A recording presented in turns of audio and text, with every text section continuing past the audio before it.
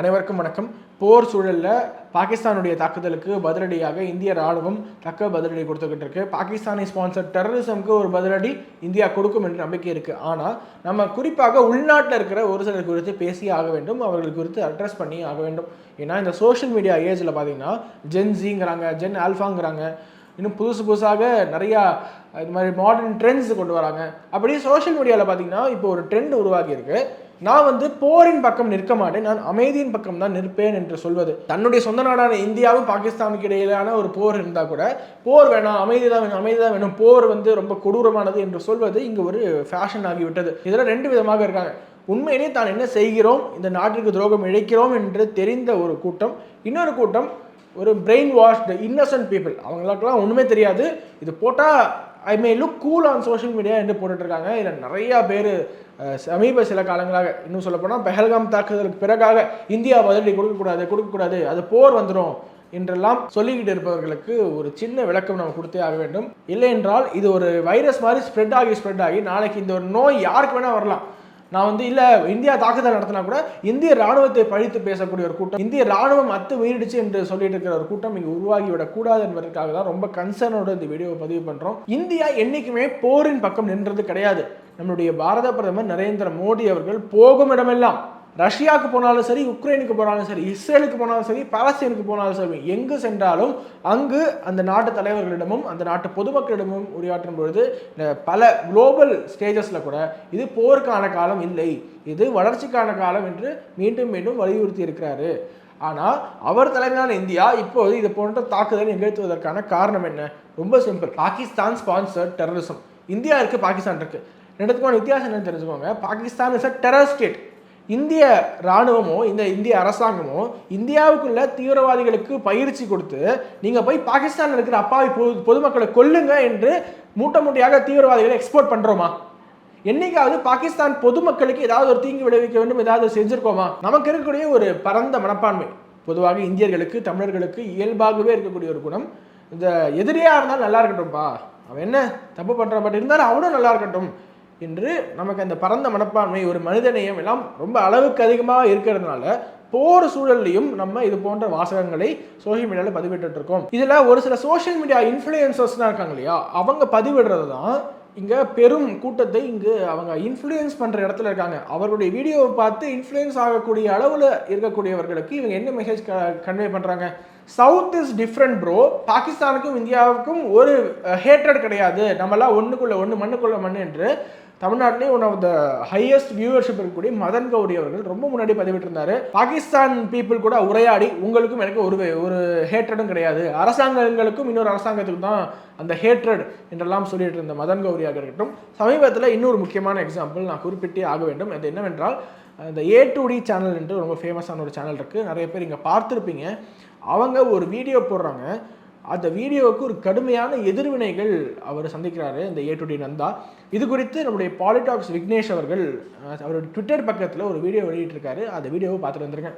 A2D Nanda அப்படின்னு சொல்லி ஒரு யூடியூப் சேனலில் இந்த பாகிஸ்தான் இந்தியாவோட இந்த கான்ஃப்ளிக்டை பற்றி ஒரு வீடியோவில் போட்டிருக்காங்க. அதை பற்றி கண்டென்ட் ரெடி பண்ணலான்னு நான் அந்த வீடியோவை ஸ்டடி பண்ணிட்டு இருக்கும்போது எந்த அளவுக்கு டாக்ஸிக்கான வீடியோஸ் மேட்டர் எல்லாத்தையும் அந்த வீடியோவில் அவன் சொல்லியிருக்கான் அப்படின்னா, பாகிஸ்தானுடைய ஃபாதர் ஆஃப் பாகிஸ்தான் முகமது அலி ஜின்னா, இந்தியாவே 2-3 துண்டா போட்ட முகமது அலி ஜின்னா ரொம்ப செக்யூலரான ஆளு, ரொம்ப நல்ல மனிதர், அவருடைய விஷன்லாம் வேற லெவல்ல இருந்துச்சு அப்படின்னு சப்போர்ட் பண்ணி போட்டிருக்கான்.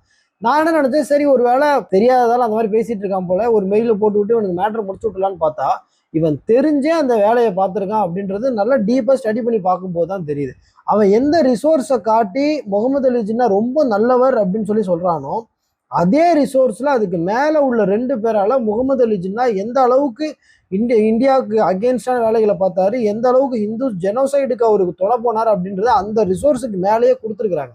வேணும்னே அதை ஃபேட் அவுட் பண்ணிட்டு அதுக்கு கீழே இருக்கக்கூடிய முகமது அலி ஜின்னா பேசினதா வெறும் ஒரு அரசியல் விஷயங்களுக்காக அவர் பேசின ஒரு சில பாயிண்ட்ஸ் மட்டும் எடுத்து போட்டு முகமது அலி ஜின்னா மகாத்மா மாதிரி காட்டியிருக்கிறார். சரி, இது மட்டும்தான் அப்படின்னு பார்த்தா இன்னொரு சோர்ஸ் எடுத்து காட்டுறாரு. முகமது அலி ஜின்னா எந்த அளவுக்கு செக்யூலர் பர்சன் பாருங்க அப்படின்னு சொல்லி ஒரு சோர்ஸ் எடுத்து காட்டுறாரு. அந்த சோர்ஸ் கவர்மெண்ட் ஆஃப் பாகிஸ்தான் வெளியிட்ட அவங்களுடைய ட்விட்டர் போஸ்ட்ல இருந்து எடுத்து அந்த சோர்ஸை காட்டியிருக்கிறாரு. அதுவும் திட்டம் போட்டு, இதுவும் கூட சரி தெரியாம யூடியூப்ல ஃபேஸ்புக்ல ஏதாவது கிடைச்சிருக்கவருக்கு எடுத்து போட்டாருன்னு நினைச்சா அதுக்கு கீழே கவர்மெண்ட் ஆஃப் பாகிஸ்தான் அப்படின்னு தெளிவா எழுதியிருக்கு. திட்டம் போட்டு அதை மட்டும் கிராப் பண்ணிட்டு அந்த சோர்ஸ் எடுத்து இந்தியாவில் இருக்கக்கூடிய நமக்கு இந்த விஷயத்தை ஒரு கன்வே, அதுலயும் குறிப்பா தமிழ்நாட்டில் இருக்கக்கூடிய மக்களுக்கு இந்த விஷயத்தை ஒரு கன்வே பண்ணியிருக்காரு. ஸோ நான் உங்ககிட்ட எதுக்காக இந்த விஷயத்தை கொண்டு வரேன் அப்படின்னா, ட்விட்டர்ல நிறைய இன்டெலிஜென்ட்டான ஆளுங்க, இந்த என்ன சொல்றது, நல்ல ஒரு மாதிரி வைப்ரண்டான ஆளுங்க நீங்க எல்லாரும் இருக்கீங்க. உடனடியா இன்ஃபர்மேஷன் அண்ட் ப்ராட்காஸ்டிங் மினிஸ்ட்ரிக்கு உடனடியா எல்லாரும் டேக் பண்ணுங்க. நானும் எனக்கு தெரிஞ்ச சோர்சஸ் மூலமா இந்த விஷயத்தை அவங்களுக்கு கன்வே பண்றதுக்கு ட்ரை பண்றேன். எப்படியா இந்த விஷயத்தை கன்வே பண்ணி உடனடியா இந்த வீடியோவை பிளாக் பண்ணி ஆகணும். இது வரைக்கும் கிட்டத்தட்ட 5.5 லட்சம் பேருக்கு மேல இந்த வீடியோ பார்த்துருக்காங்க. விச் மீன்ஸ் தமிழ்நாட்டில் 5.5 லட்சம் பேரை இன்ஃபுளுன்ஸ் பண்ணி முகமது அலி ஜின்னா வந்து ரொம்ப நல்லவர் அப்படின்ற மேட்டரை கன்வே பண்ணியிருக்கிறான். ஸோ உடனடியாக ட்விட்டரில் இருக்கக்கூடிய நம்மளுடைய சப்போர்ட்டர்ஸ், ஃபாலோவர்ஸ் எல்லாரும் இன்ஃபர்மேஷன் ப்ராட்காஸ்டிங் மினிஸ்ட்ரி உடனடியாக இதில் டேக் பண்ணி எப்படியாவது அதை நிறுத்துறதுக்கான வேலைகளை பாருங்க. ஸோ பாகிஸ்தானியர்கள் வெளியிட்ட ஆதாரங்கள் எல்லாம் அவர் மறைத்து எப்படி ஒரு வீடியோ போட்டிருக்காரு. அதான் சொன்னேன் இல்லையா, 2 வகைப்படுவார்கள் என்று. பாகிஸ்தானுக்கு சிம்ப் பண்ணுறவங்க எல்லாம் ஒன்று உண்மையிலேயே அறியாமையில் இருக்கிறவங்க, இன்னொருத்தவங்க தெரிந்தே நான் தான் என்ன செய்கிறோம் என்று தெரிந்தே செய்பவர்கள். இதில் இவர் எந்த விதம் என்று பாலிடாக்ஸ் விக்னேஷ் சொன்னது மாதிரி உங்களுடைய பெஸ்ட் ஜட்மெண்ட்கே நான் விட்டுறேன். இன்னும் ஒரு சில பேரோட வீடியோவை சோஷியல் மீடியாவில் பார்த்தேன். அவங்களா தன்னுடைய ப்ரொஃபைலில் தன்னுடைய சோஷியல் மீடியா ஹேண்டில்ஸ்லாம் என்ன வச்சுருக்காங்கன்னா, நாங்களாம் அம்பேத்கரைட்ஸ், மார்க்சிஸ்ட், நாங்கள் லிபரல்ஸ், இன்னும் நிறையா இந்த இடதுசாரிகளுக்கு என்றே உரித்தான சில வார்த்தைகள் இருக்கும் இல்லையா, அதையெல்லாம் தன்னுடைய சமூக ஊடகத்தில் பக்கத்தில் போட்டு வார் இஸ் சோ க்ரூயல், போர் முடிவல்ல, போர் ஆரம்பம், போர் வந்து எதுக்குமே தீர்வு கிடையாது, போர் அனைத்தையுமே சர்வநாசமாக்கிவிடும், போர் வந்துச்சுன்னா இந்த பக்கமும் சரி அந்த பக்கமும் சரி பெரும் லாஸ் இருக்கும். Yes, I completely agree with you. நீங்கள் சொல்வது 100க்கு 100 இன்னும் பர்சனலாக கேட்டிங்கன்னா, வார் என்று சொல்லும் போது மைண்டுக்குள்ளே அந்த ட்ராமடைசிங்காக இருக்க அந்த விஷுவல்ஸ்லாம், அப்பாவி பொதுமக்கள் கொல்லப்படுவது, போர் எவ்வளோ குரூயலாக இருக்குது என்றெல்லாம். ஆனால் ஒரு நேஷன், பாகிஸ்தான் நான் சொல்கிறேன், தொடர்ச்சியாக தீவிரவாதிகளை உற்பத்தி செய்து அப்பாவி பொதுமக்களை கொல்வதற்காக கிராஸ் பார்டர் டெரரிசமாக அனுப்பிக்கொண்டே இருந்தாங்கன்னா அதுக்கு எப்போ தான் தீர்வு? என்ன பண்ணால் தீர்வு கிடைக்கும்? இப்போது 26/11 அட்டாக் நடந்தது. இந்த மும்பை கடல் வழியாக ஒரு சில பேர் வந்து நம்மளுடைய மக்களை காக்கா குருவிகளை சுடுவது போல சுட்டு கொண்டாங்க. அவங்க எங்கேருந்து வந்தாங்க? பாகிஸ்தான்லேருந்து. சரி, பெஹல்காமில் தீவிரவாத தாக்குதல் நடந்தது. அதற்கு மாசம் செயல்பட்டு அந்த தீவிரவாத நடவடிக்கைகளை ஒட்டுமொத்தமாக ஸ்பான்சர் பண்ணது யாரு? இதே பாகிஸ்தான். நான் இன்னொரு வீடியோ பண்ணியிருக்கேன், எப்படி 2004 2014 வரைக்கும் எவ்வளோ குண்டுவெடிப்புகள், பாகிஸ்தானி ஸ்பான்சர் குண்டுவெடிப்புகள் இந்தியாவில் நடந்தது. முக்கியமான நகரங்கள் டெல்லி, பாம்பே, பெங்களூர் என்று முக்கியமான நகரங்களில் அவ்வளோ குண்டுவெடிப்புகள் நடந்து நம்முடைய மக்கள் கொத்து கொத்தாக இறந்து மாண்டு போனாங்க. இது எல்லாத்துக்குமே ட்ரைனிங் கொடுத்து குண்டு தயாரிக்க வச்சு குண்டை இந்தியாவுக்குள்ள இம்போர்ட் பண்ண வச்சு எல்லாத்தையுமே செய்தது இந்த பாகிஸ்தான் என்ற ரோக் நேஷன். ஜெய்ஷ்-இ முகமது, ஹிஸ்புல் முஜாஹிதீன், லஷ்கர்-இ-தொய்பா என்று தடை செய்யப்பட்ட தீவிரவாத அமைப்புகள், உலகளாவிய அளவில் தடை செய்யப்பட்ட தீவிரவாத அமைப்புகளுக்கு ஹெட் குவார்ட்டர்ஸ் அங்கே கட்டி கொடுத்து அவங்க இறக்கும் போது, இந்திய ராணுவத்தை நடத்துகிற தாக்குதலில் அவங்க இறக்கும் பொழுது அவர்களுக்கு பாகிஸ்தான் நாட்டு தேசிய கொடியை போர்த்தி அவர்களை அடக்கம் செய்யக்கூடிய ஒரு கேவலமான நாடு இருக்குமென்னா அது பாகிஸ்தானாக இருக்கு. இந்தியா நடத்துகிற தாக்குதலில் அந்த பாபல்பூர்ல இந்த ஜெய்ஷ்-இ முகமதுடைய ஹெட் குவார்ட்டர்ஸ் தகர்க்கப்பட்டது என்ற செய்தி வந்துச்சு இல்லையா, அதுதான் பிரீடிங் கிரவுண்ட். இந்தியாவில் நடந்த எண்ணற்ற தீவிரவாத தாக்குதலுக்கு பிரீடிங் கிரவுண்டாக இருந்தது. அதை தான் நம்ம ப்ரிசைஸாக அட்டாக் பண்ணியிருக்கோம். இந்தியா போரை விரும்பவில்லை, இந்தியா போரை ஆரம்பிக்கவில்லை, அவர்கள் தாக்குதல் நடத்தினார்கள். அந்த தாக்குதலுக்கு குறிப்பாக அந்த டெரரிஸ்ட் கேம்ப்ஸை மட்டும்தான் நம்ம தகர்க்க வேண்டும் என்று குறிப்பார்த்து அந்த டெரரிஸ்ட் கேம்ப்ஸை மட்டும்தான் அடிச்சு நொறுக்கி இருக்கோம். நாம நினைச்சிருந்தா அப்பாவி மக்களை கொல்ல முடியாதா? நாம நினைச்சா பாகிஸ்தான் ராணுவத்தை அடிக்க முடியாதா? நாம் விரும்புவது போரை அல்ல, நாமும் அமைதியை தான் விரும்புகிறோம். அமைதி எப்போ வரும்? இந்த தீவிரவாத முகாம்கள் தகர்க்கப்பட்டால் ஒழிய அமைதி திரும்பாது. பாகிஸ்தான் அமைதியை விரும்புமே ஆனால் இந்தியாவில் கூடிய இது போன்ற இடதுசாரிகள், சோகால் லிபரல்ஸ், நீங்கள் அமைதியை விரும்பினீர்கள் என்றால், என்னை போலவே நீங்களும் விரும்பினீர்கள் என்றால் ஒரே சொல்யூஷன் தான் இருக்கு. பாகிஸ்தான் தன்னுடைய நாட்டில் இருக்கக்கூடிய எல்லா தீவிரவாதிகளையும் இந்தியாவிடம் ஒப்படைக்க வேண்டும். தன்னுடைய நாடு இனிமேலும் தீவிரவாதத்தை ஊக்குவிக்க மாட்டோம் என்று பகிரங்கமாக அறிவிக்க வேண்டும். தீவிரவாதிகளுக்கு துணை போன அனைத்து பேரையும் பாகிஸ்தான் தண்டிக்க வேண்டும். இனியும் நாங்கள் தீவிரவாதத்தில் ஈடுபட மாட்டோம் என்று பகிரங்க மன்னிப்பு கேட்க வேண்டும். இது நடக்காமல் இங்கு அமைதி என்ற பேச்சுவார்த்தைக்கு இடமே கிடையாது. ஏனென்றால் இன்னைக்கு நம்ம விட்டுலாம், நம்ம திருப்பி அடிக்காம அப்படியே விட்டுலாம். நாளைக்கு இது மாதிரி ஒரு அட்டாக் சென்னையிலையோ, பாம்பேலையோ, பெங்களூர்லையோ, நீங்க வசிக்கக்கூடிய உங்க வீட்டிலையோ நடக்காது என்று என்ன கேரண்டி? இன்று போர் வேண்டாம் என்று சொல்லக்கூடிய உங்களுடைய வீட்டில் நாளைக்கு பாகிஸ்தான் ஸ்பான்சர்ட் டெரரிஸ்ட் அடிக்க மாட்டாங்கிறதுக்கு என்ன கேரண்டி? எஸ், நீங்க சொல்ற மாதிரி வார் இஸ் க்ரூயல். எஸ், வாரில் அப்பாவி பொதுமக்கள் கொல்லப்படுவார்கள். எஸ், வாரில் நிறையா உயிர் சேதங்கள், இது மாதிரி உடைமை சேதங்கள், இன்ஃப்ராஸ்ட்ரக்சர், சர்வ நாசங்கள் அனைத்துமே ஆகும். ஆனால் அவர்களுக்கு புரியக்கூடிய விதத்தில் ஆன்சர் பண்ணால் மட்டும்தான் அவர்கள் அடங்குவார்கள். உதாரணத்துக்கு இந்தியா தாக்குதல் நடத்த போகிறாங்க, அப்படி தாக்குதல் நடத்தினா நாங்கள் சர்வமும் எங்கள்கிட்ட இருக்கிற எல்லா அணு ஆயுதத்தை கொண்டு அடிப்போம் என்று சொல்லிக் கொண்டிருந்த பாகிஸ்தான் ஒரே ஒரு அடி இந்தியா அடித்தது, 9 துல்லிய தாக்குதலை நடத்தியது.